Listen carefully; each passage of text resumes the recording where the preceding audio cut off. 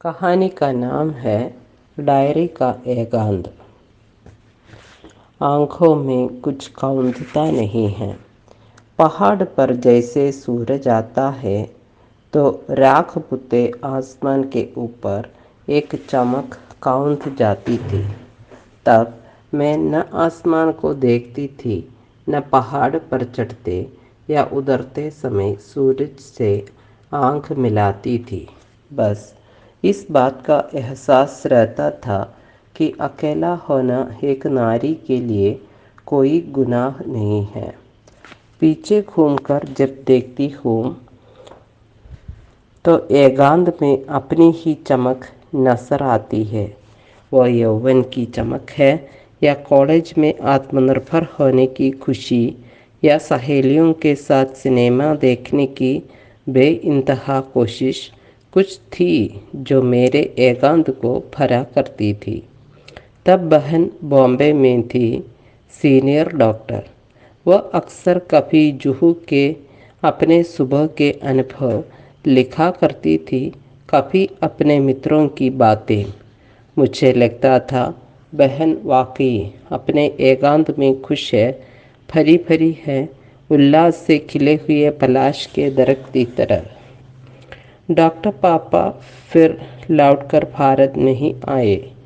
माँ की मौत के बाद उनकी दिनचर्या भारत में समाप्त हो गई थी। वे लेटे रहते थे, अखबार के पन्नों की सुर्खियाँ देखते थे, टीवी के चैनल बदलते या उससे खेलते रहते थे।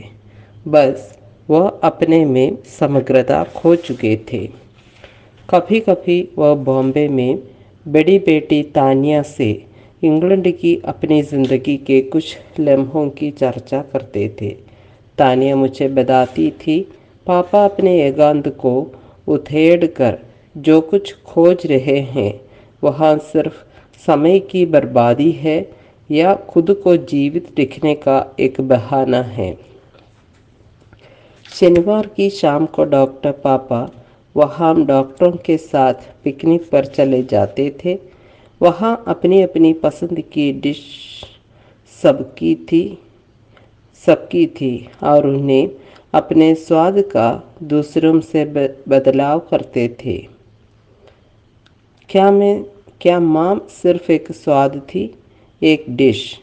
और तानिया ने जब एयरपोर्ट पर यह सवाल उनसे पूछा था तो पापा ने कहा था, सोचने की जहमत मैंने अब तुम लोगों पर छोड़ दी है।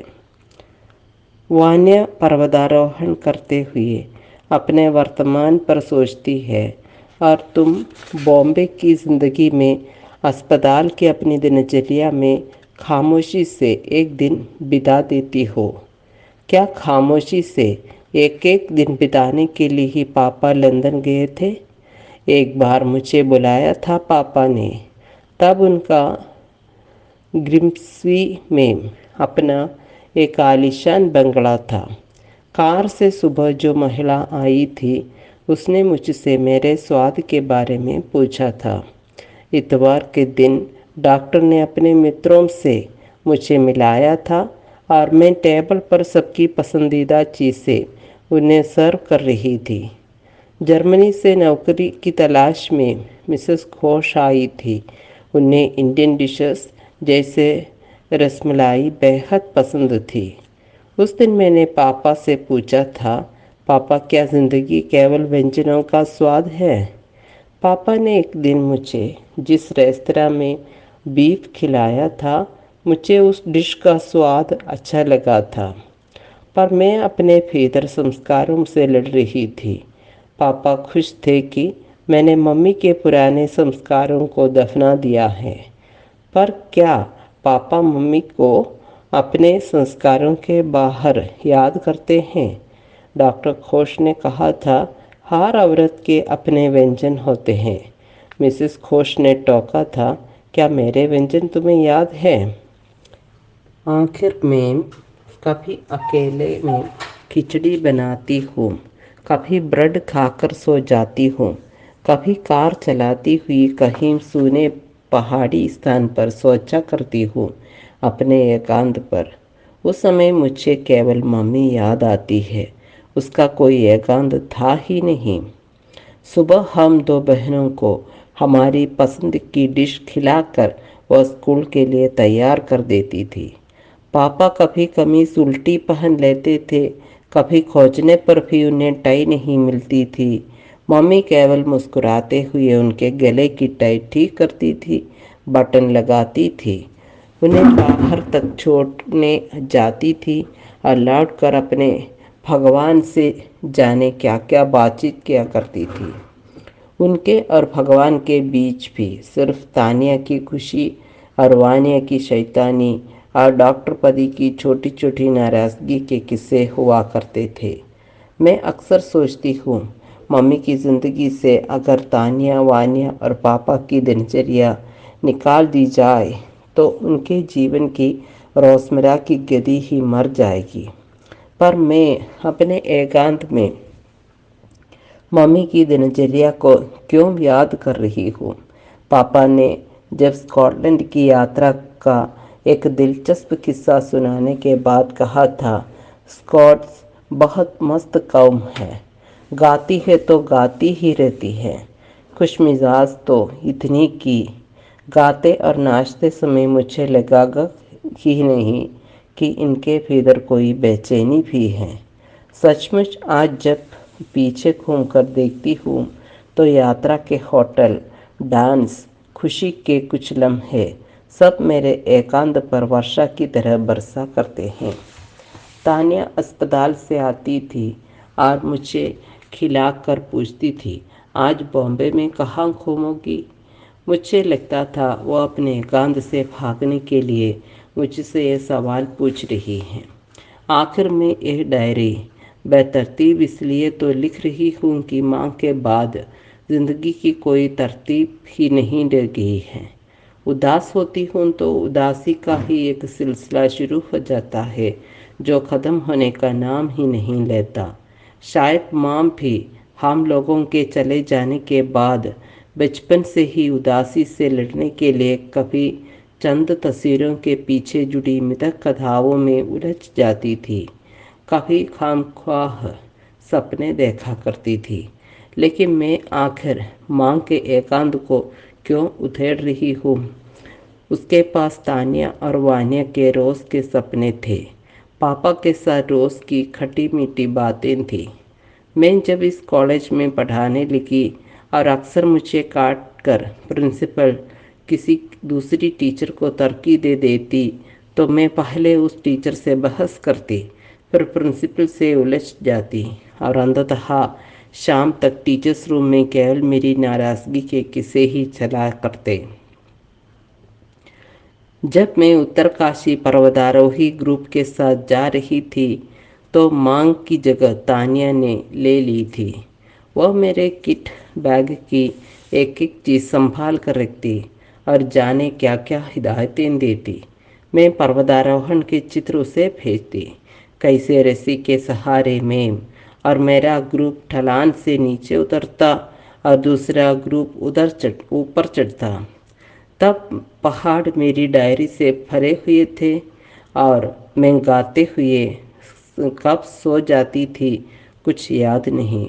बस तानिया को ये सब डायरी या एल्बम में दिखाते हुए मुझे लगता था मेरे एकांत का एक हिस्सा पर्वतों के साथ उलझने का ही था।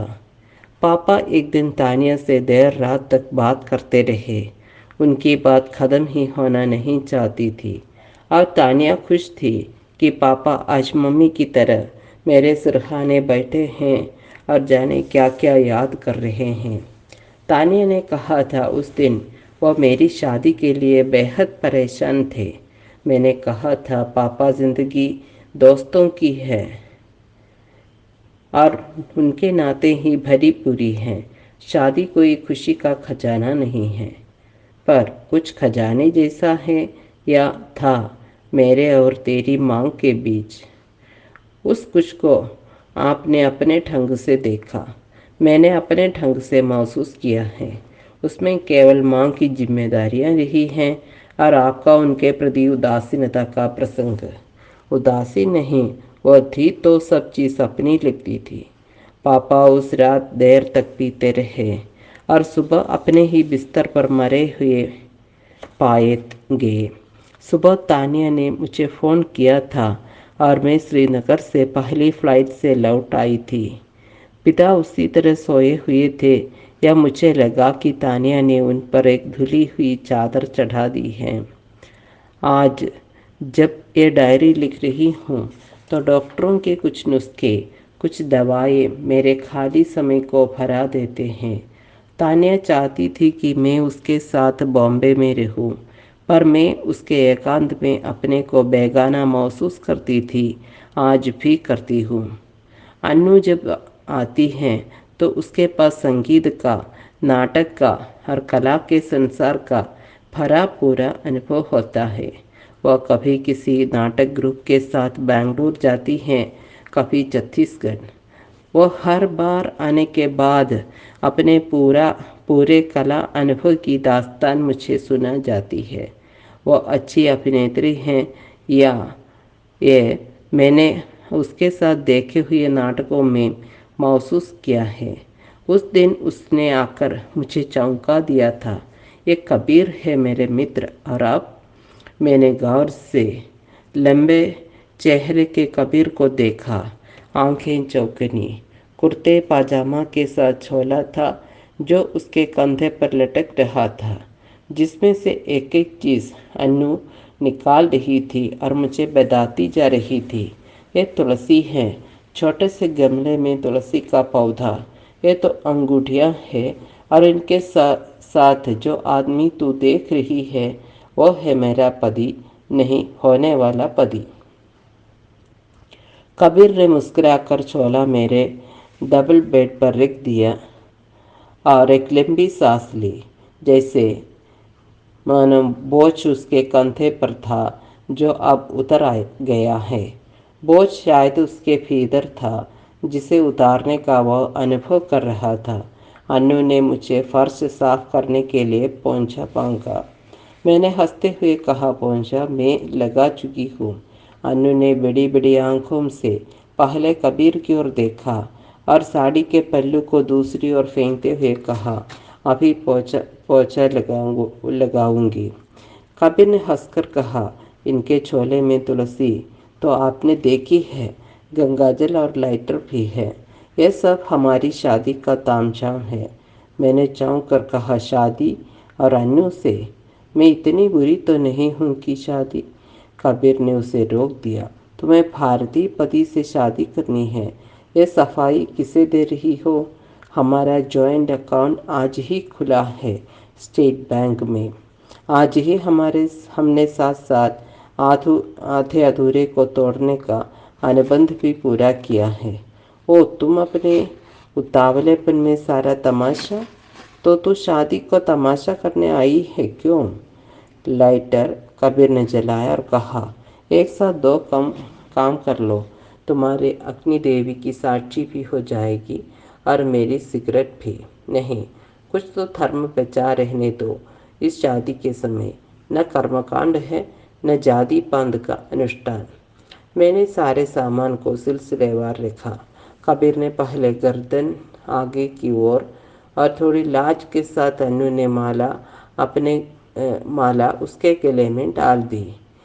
फिर अन्नू ने अपनी गर्दन आगे की और कबीर ने उसके लंबे बालों को बचाते हुए गुलाब की माला उसके गले में डाल दी। फिर अंगूठी का बदलाव हुआ। फिर तुलसी की दोनों ने प्रदक्षिणा की और मिठाई का डिब्बा खोलकर दोनों ने एक एक रसगुल्ला मेरे मुंह में डाला। आखिर मिठास शादी की मुझे याद रहेगी, गवाह भी हूँ, साक्षी भी हूँ। इस पर दोनों गाते रहे देर तक, फिर नाचते हुए डबल बेड पर थक कर लेट गए। आज उसी अनु को उसके ही घर में देखकर ये सारी बातें याद आ गई। मकान उन दोनों ने नई कॉलोनी में खरीद लिया था। जिस पंडे का ये मकान था उससे दोनों ने कह दिया था कि वो अब अपने मकान में ही जाएंगे। पर मेरे सामने आराम कुर्सी पर बंधी हुई रस्सी से अन्नू की देह थी, पीठ और बाहों में खून के निशान थे और पुलिस तहकीकात कर रही थी। टेबल पर चाय के 2 कप, एक प्लेट रखी हुई थी। इसका अर्थ है कोई अन्नू से मिलने आया हुआ था। मैं शायद बेहोश हो गई थी अन्नू को देखकर।